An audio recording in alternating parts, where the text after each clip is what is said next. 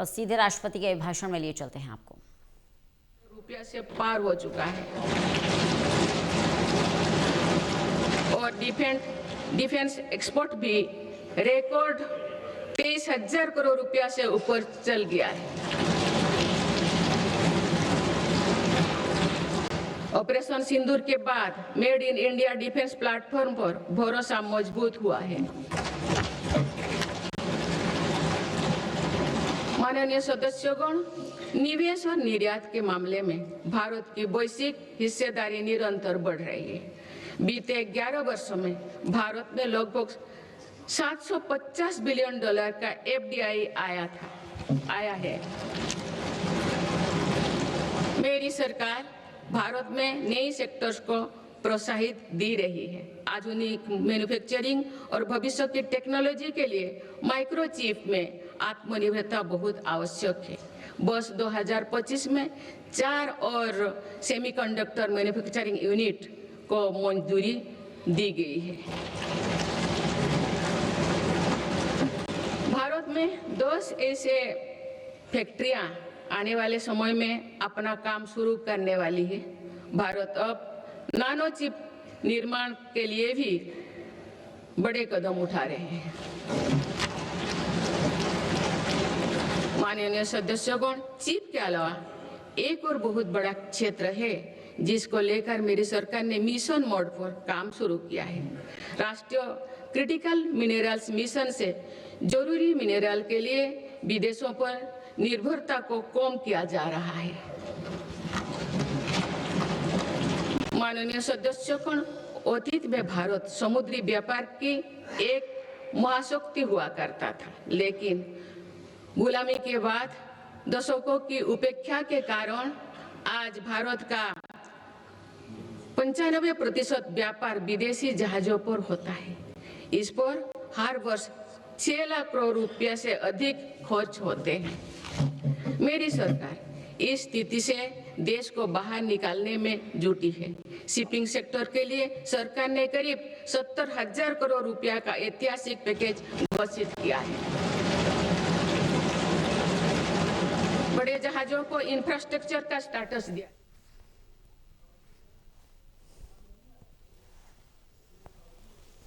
जरूरतों के हिसाब से बदला गया है।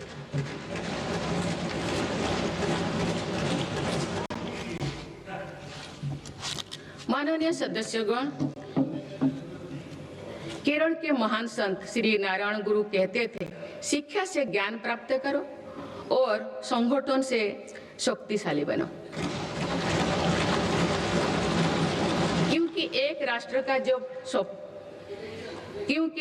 राष्ट्र जब सपने देखता है तो उन सपनों का दृष्टा भी उस राष्ट्र का युवा होता है और उनका निर्माता भी वही युवा होता है।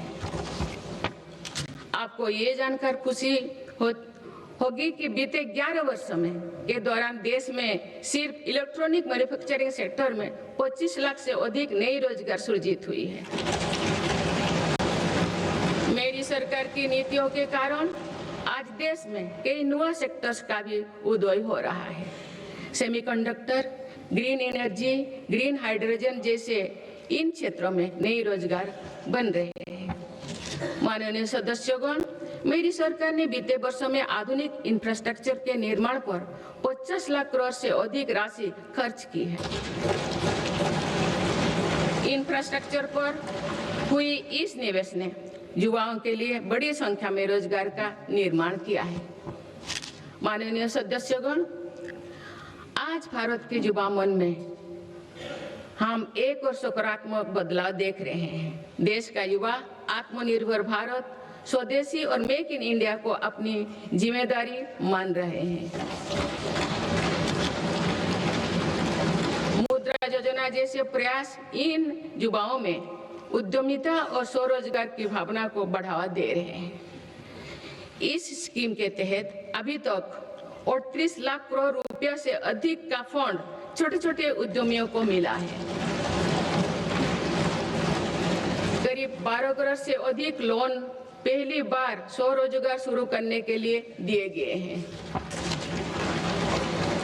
इसी तरह पीएम विश्वकर्मा योजना के तहत देश के 20 लाख से अधिक कारीगरों को ट्रेनिंग और बैंक से मदद दी जा रही है। पीएम स्वनिधि योजना के तहत भी रेहड़ी फुटपाथ पर काम करने वाले 72 लाख लोगों को 16,000 करोड़ रुपया की मदद मिल चुकी है। माननीय सदस्यगण, अभी हाल ही में स्टार्टअप इंडिया प्रोग्राम ने अपने 10 लाख पूरे किए हैं। इन 10 साल पूरे किए हैं। इन 10 वर्षों में भारत दुनिया का तीसरा बड़ा स्टार्टअप इकोसिस्टम बन गया है। एक दशक पहले तक देश में 500 से भी कम स्टार्टअप थे। आज देश में लगभग 2 लाख स्टार्टअप पंजीकृत हो चुके हैं। पिछले साल ही करीब 50,000 नए स्टार्टअप्स पंजीकृत हुई है।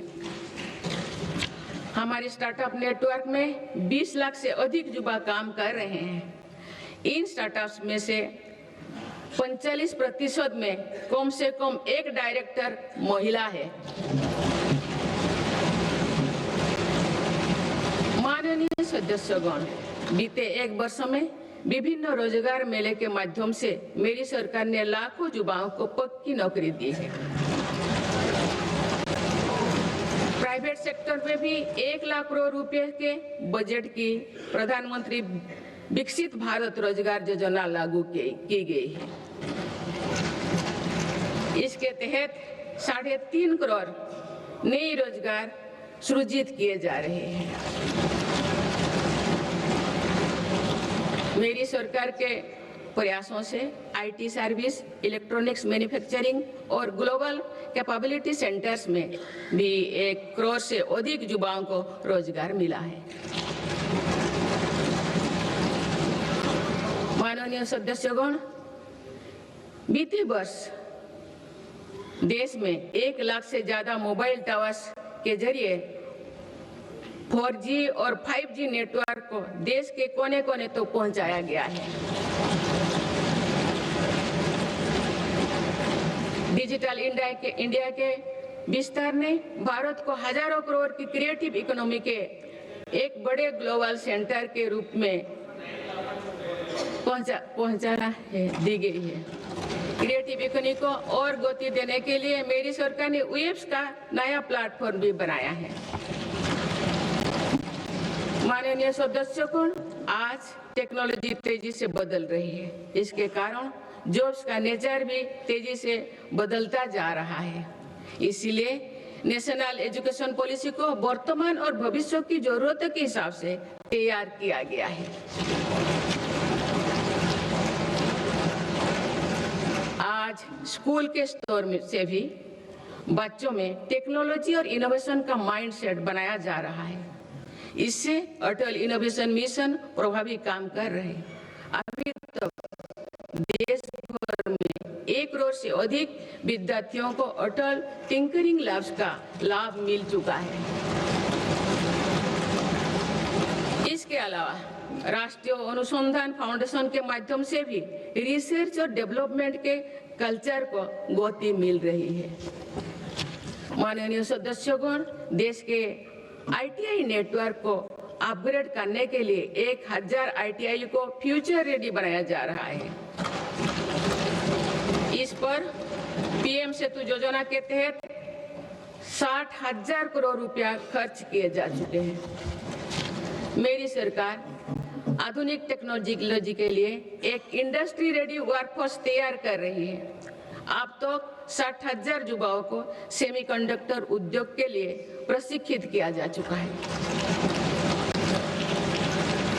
10 लाख युवाओं को एआई के क्षेत्र में प्रशिक्षण दिया जा रहा है। माननीय सदस्यगण, आज एआई के दुरुपयोग से पैदा हो रहे क्षेत्र के विषय में गंभीर होना बहुत आवश्यक है। डीप फेक, मिस इन्फॉर्मेशन और फेक कंटेंट लोकतंत्र, सामाजिक सौहार्द और जनता के विश्वास के लिए बड़ा खतरा बनते जा रहे हैं। इस गंभीर विषय पर आप सभी को मिलकर विचार करना चाहिए।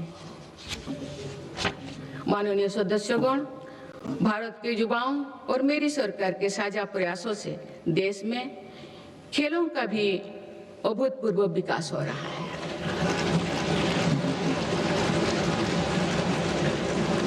जिस प्रकार हमारे बेटियों का और हमारे दिव्यांग साथियों का प्रदर्शन हो रहा है वो शानदार है। भारत की महिला क्रिकेट टीम ने पहली बार विश्व कप जीता।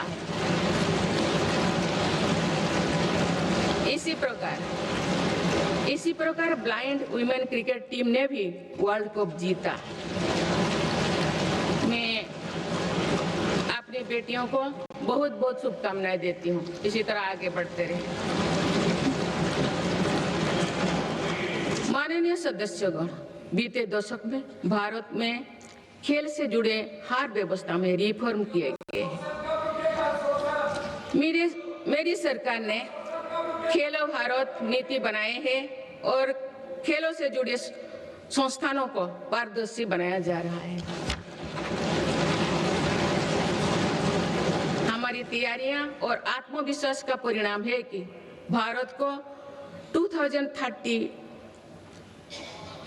कॉमनवेल्थ गेम्स की मेजबानी का दायित्व दिया जा रहा है। आप सबको सहयोग करना है। मुझे विश्वास है कि देश की एक समर्थ युवा शक्ति विकसित भारत के निर्माण में निर्णायक भूमिका निभाएगी। मेरी सरकार ने देश की युवा शक्ति को राष्ट्र चिंतन से जोड़ने के लिए Viksit Bharat young leaders dialogue platform भी शुरू किया है। इस वर्ष इस मंच से करीब 50 लाख नौजवानों ने रजिस्ट्रेशन किया। अभी तक माई भारत संगठन से भी करीब 2 करोड़ युवा जुड़ चुके हैं। माननीय सदस्यगण, आप सब जानते हैं कि